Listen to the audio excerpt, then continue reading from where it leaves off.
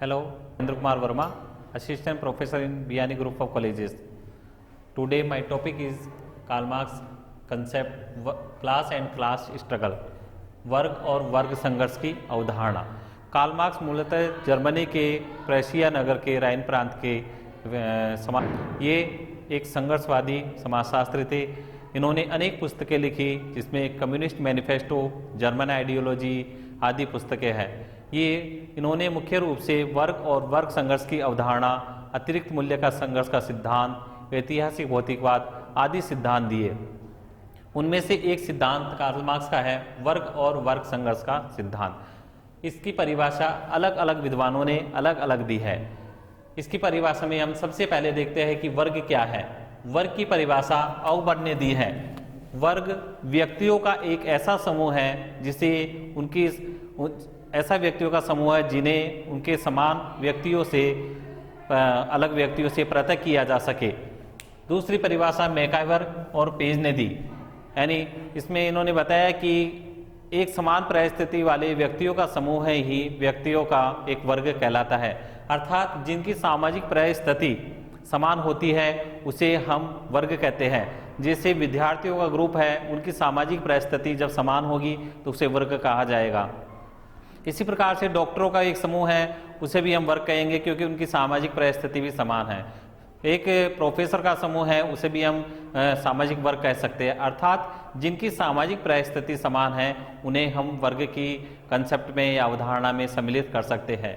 वर्ग की मुख्य विशेषताएं निम्न प्रकार से बताई गई है। पहली विशेषता है समूहों में उतार चढ़ाव। वर्ग में दो प्रकार के समूह पाए जाते हैं, पहला उच्च वर्ग और दूसरा निम्न वर्ग। इसके अलावा इसमें एक वर्ग मध्यम वर्ग भी पाया जाता है। उच्च वर्ग अर्थात जिसके पास उच्च क्रय स्थिति है, क्रय स्थिति अर्थात स्टेटस, जिसके पास उच्च क्रय स्थिति होगी वह उच्च वर्ग कहलाएगा। वह आधार पर हो सकती है जैसे संपत्ति के आधार पर, शिक्षा के आधार पर या अन्य कारणों के आधार पर। इसमें हम देखते हैं कि उच्च वर्ग हमेशा निम्न वर्ग का शोषण करता है। दूसरी है समान परिस्थिति। उच्च वर्ग की परिस्थिति निम्न वर्ग से उच्च होती है। अर्थात जैसे एक प्रोफेसर है, वह एक अच्छा पढ़ा लिखा MA PhD वगैरह होता है, तो उसकी जो परिस्थिति है एक BA वाले स्टूडेंट से हायर होगी। यानी शिक्षा के आधार पर हम उच्च और निम्न में बांट सकते हैं। उसी प्रकार से अगला इसमें है उच्चता और हीनता की भावना। एक वर्ग में अपने वर्ग के प्रति उच्चता की भावना पाई जाएगी जबकि दूसरे वर्ग के प्रति हीनता की भावना पाई जाएगी। वह वर्ग दूसरे वर्ग को हीन भावना से देखता है, अर्थात वह देखता है कि मेरा वर्ग उच्च है और दूसरे का वर्ग निम्न है। जैसे मान लीजिए कोई भी हम दल लेते हैं, बीजेपी का है, तो बीजेपी के जो भी सदस्य है वो सब एक ही वर्ग में आएंगे क्योंकि वो एक ही समान परिस्थिति के हैं, उनका वर्ग चेतना एक है। तो वह अन्य वर्ग समूह को, जैसे कांग्रेस हो या अन्य दल हो, उसको हीन भावना से देखेगा। यानी मेरा वर्ग तो उच्च है और अन्य वर्ग निम्न है, और उच्चता हीनता की भावना पाई जाना वाला वर्ग का मुख्य तत्व है। इसी को हम कह सकते हैं वर्ग चेतना, क्योंकि एक वर्ग है, उनकी जो शिक्षा है, उनका जो समाजीकरण है वो अच्छी परिस्थितियों में होता है, इसलिए उसमें एक ऐसी भावना या वर्ग चेतना का निर्माण होता है जो उच्च होती है। जैसे कोई अमीर वर्ग का सदस्य है तो उसकी शिक्षा अच्छी हुई है, इसलिए उसमें अपने वर्ग के प्रति चेतना निम्न वर्ग के चेतना से भिन्न पाई जाएगी। इसके अलावा नेक्स्ट है मुक्त द्वार, ओपन द्वार, यानी खुला द्वार। वर्ग की अवधारणा जाति की अवधारणा से भिन्न है। जाति एक बंद कॉन्सेप्ट होती है, अर्थात उसमें जब आपने एक बार जन्म ले लिया तो उससे बाहर नहीं निकल सकते। जैसे आपने ब्राह्मण जाति में जन्म ले लिया तो आप ब्राह्मण के सदस्य रहेंगे, या आपने शूद्र में जन्म ले लिया तो आप शूद्र के रहेंगे, आपने वैश्य में जन्म ले लिया तो उसी के रहेंगे, और इसके अलावा आपने ये लिया है तो उसी के रहेंगे। जबकि वर्ग में व्यक्ति अपनी शिक्षा और अपनी क्षमता, अपनी योग्यता के आधार पर आगे जा सकता है। कोई एक व्यक्ति है, यदि वह गरीब है लेकिन वह अपनी शिक्षा, उच्च शिक्षा प्राप्त करके अपनी मेहनत के आधार पर, अपनी योग्यता और क्षमता के आधार पर उच्च वर्ग में जा सकता है, एक अमीर वर्ग बन सकता है। अपनी योग्यता और क्षमता के आधार पर वह एक IAS भी बन सकता है। अर्थात वर्ग एक खुला द्वार है, उसमें व्यक्ति अपनी योग्यता और क्षमता के आधार पर जा भी सकता है और आ भी सकता है। इसके बाद है जन्म का महत्व नहीं, क्योंकि वर्ग की अवधारणा जन्म की अवधारणा से बिल्कुल भिन्न है, जाति की अवधारणा से बिल्कुल भिन्न है, इसलिए इसमें जन्म का महत्व नहीं होता है, इसमें योग्यता और क्षमता का महत्व पाया जाता है। कार्ल मार्क्स ने इसके बाद वर्ग अलग अलग समाज में अलग अलग प्रकार के बताए हैं। उन्होंने कहा कि हर समाज अर्थात अब तक का जो भी समाज है जो उत्पादन के साधनों के कारण होने वाले संघर्षों का परिणाम होता है, अर्थात जो भी समाज के विकास की प्रक्रिया है वो उत्पादन के साधनों पर होने वाले या उत्पादन के साधनों के स्वामित्व के आधार पर होने वाले संघर्ष का परिणाम है। इस आधार पर उन्होंने चार वर्ग बताए हैं, 4 विभिन्न समाजों में विभिन्न वर्ग बताए हैं। पहला उन्होंने बताया आदिम साम्यवादी समाज में वर्ग। आदिम अर्थात पुरातन। आदिम साम्यवादी समाज में वर्ग की अवधारणा अलग प्रकार की थी। आदिम समाज में व्यक्ति कबीलों और गोत्रों में रहते थे। वे व्यक्ति सामूहिक रूप से उत्पादन के साधनों का उपयोग करते थे। उत्पादन के साधनों पर एक व्यक्तिगत अधिकार नहीं था, एक व्यक्ति का अधिकार नहीं होकर उन पर सभी का अधिकार होता था, अर्थात वे सामूहिक श्रम के द्वारा ही उत्पादन करते और उसका सामूहिक रूप से उपभोग करते। इसलिए वहाँ पर वर्ग की अवधारणा या वर्ग विभेद नहीं था, वहाँ पर स्त्री और पुरुष में भेद था। वहाँ स्त्री और पुरुष के आधार पर श्रम का विभाजन किया जाता था कि किस व्यक्ति को कौन सा श्रम दिया जाए, कौन सा कार्य दिया जाए। पुरुषों को मेहनत वाले कार्य दिए जाते, जबकि स्त्रियों और बच्चों को कम मेहनत वाले कार्य दिए जाते। इसके बाद में दूसरा युग आया दासत्व युग। दासत्व युग में थोड़ा श्रम का विभाजन दिखने लगा, अर्थात जब व्यक्ति कबीलों से बड़ी संख्या में बन गए, अर्थात उनकी जब जनसंख्या में वृद्धि हुई, उनकी संख्या बढ़ी, तो दासत्व युग का निर्माण हुआ। दासत्व युग में व्यक्ति कबीलों और गोत्रों से बढ़कर अलग समूहों में बनने लगा। यहाँ पर व्यक्ति पशुपालन और खेती करने लगा। जब पशुपालन और खेती किया जाने लगा तो उसमें श्रम का विभाजन हो गया। कुछ व्यक्तियों को पशुपालन के लिए नियुक्त किया गया, जबकि कुछ को अनेक नियुक्त किया गया, अर्थात उत्पादन के साधनों पर अधिकार बनने लगा। अर्थात पशुपालन यानी पशुओं पर अधिकार कुछ व्यक्तियों का था और कुछ का नहीं था। इस प्रकार इसमें श्रम विभाजन की अवधारणा उत्पन्न हुई। इसके पश्चात आया सामंती समाज। सामंती समाज में व्यक्ति या इसमें सामंती समाज में 2 प्रकार के वर्ग पाए गए। एक ऐसा वर्ग जिसके पास भूमि का अधिकार था, अर्थात भूमि जो कि उत्पादन के साधन कहलाती थी। भूमि खेती के साधन, बैल, औजार आदि पर उत्पादन के साधनों पर सामंती लोगों का यानी भूमि वाले व्यक्तियों का अधिकार था। इसके अलावा ऐसे व्यक्ति भी थे जिनके पास में भूमि नहीं थी। उन व्यक्तियों को जिनके पास भूमि नहीं थी उनसे सामंती लोग कार्य करवाते, उन पर मेहनत करवाते। इस प्रकार इसमें सामंती समाज में एक तो ऐसा वर्ग बन गया जिसके पास भूमि थी और एक ऐसा वर्ग बन गया जिसके पास भूमि नहीं थी। इसके पश्चात चौथा समाज आया इसमें पूंजीवादी समाज, अर्थात जब उत्पादन के साधनों में विशेषीकरण हो गया यानी उनमें विभिन्नता आ गई, उत्पादन के साधन बढ़ गए, कल कारखाने बढ़ गए, तो पूंजीवादी समाज का उदय हुआ। पूंजीवादी समाज में ऐसे व्यक्ति जिनके उत्पादन के साधनों पर अधिकार था वो पूंजीपति वर्ग कहलाया, और ऐसे व्यक्ति जिनके पास में उत्पादन के साधनों का अधिकार नहीं था वो सर्वहारा वर्ग कहलाया। और यहाँ पर 2 वर्ग विभिन्नता दिखाई देने लगे, एक पूंजीवादी वर्ग और एक सर्वहारा वर्ग। पूंजीवादी वर्ग से एक शोषक वर्ग कहलाया जाने लगा और सर्वहारा वर्ग जिसका शोषण किया जाने लगा, क्योंकि उत्पादन के साधन जैसे कल कारखाने, पूंजी, संपत्ति आदि पर पूंजीपति लोगों का ही अधिकार था, न कि सर्वहारा वर्ग का अधिकार था।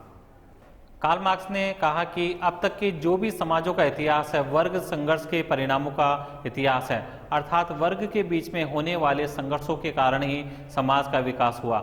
समाज का विकास विभिन्न वर्गों के बीच होने वाले संघर्ष का परिणाम है। इस आधार पर उन्होंने वर्ग संघर्ष की अवधारणा को या वर्ग संघर्ष में 3 अवधारणाएं बताई, बुर्जुआ वर्ग, सर्वहारा वर्ग और संघर्ष वर्ग। वर्ग संघर्ष की अवधारणा उन्होंने अगस्टिन थोरे से ली थी। इन्होंने इसे अपनी प्रमुख पुस्तक कम्युनिस्ट मैनिफेस्टो अर्थात साम्यवादी घोषणा पत्र में बताया है। साम्यवादी घोषणा पत्र में उन्होंने कहा है कि दुनिया के मजदूरों तुम एक हो जाओ, तुम्हारे पास खोने के लिए कुछ भी नहीं है लेकिन पाने के लिए बहुत कुछ है। इस आधार पर उन्होंने वर्ग संघर्ष की अवधारणा दी। उन्होंने कहा कि अब तक जो भी वर्ग संघर्ष का परिणाम है, उसके फलस्वरूप जो भी वर्ग समाज बनते आए हैं और अंततः एक ऐसी स्थिति आएगी जब वर्ग विहीन समाज होगा, यानी बिल्कुल साम्यवादी हीन समाज होगा। इस आधार पर उन्होंने बताया सबसे पहला वर्ग बुर्जुआ वर्ग, दूसरा वर्ग उन्होंने बताया सर्वहारा वर्ग और उनके बीच में होने वाले संघर्ष को बताया है। इसमें हम सबसे पहले देखते हैं कि संघर्ष क्या है। संघर्ष यहाँ लड़ाई झगड़े से तात्पर्य नहीं है। संघर्ष का तात्पर्य है कि उत्पादन के साधनों पर किसका अधिकार है।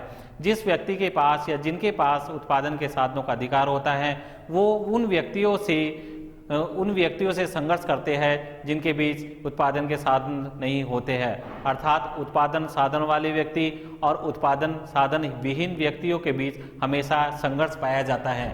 इस आधार पर उन्होंने बुर्जुआ वर्ग या पूंजीपति वर्ग की अवधारणा बताई।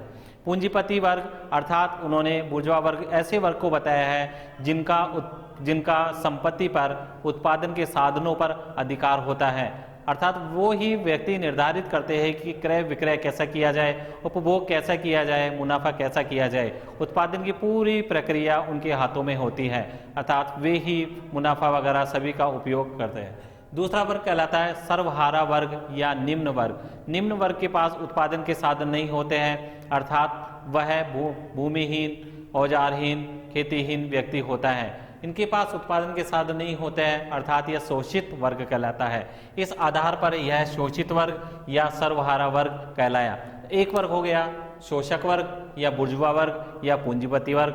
दूसरा वर्ग हो गया इसमें सर्वहारा वर्ग या निम्न वर्ग या शोषित वर्ग। उन्होंने कहा कि अब तक के जो भी इतिहास है उसमें दो प्रकार के वर्ग रहे हैं, एक तो शोषक वर्ग और एक शोषित वर्ग। किसी न किसी रूप में वो रहे हैं। एक वर्ग जो शोषण करता है, दूसरे वर्ग जो शोषित होता है, और वह संघर्ष होता है उत्पादन के साधनों पर, यानी अपने अपने हितों को लेकर संघर्ष होता है। हितों से तात्पर्य है उनको मिलने वाले अभाव से है कि जो उन्हें सामग्री नहीं मिल पाती है, जो उन्हें मेहनत का फल नहीं मिल पाता है, वो यहाँ पर हित या संघर्ष कहलाते हैं।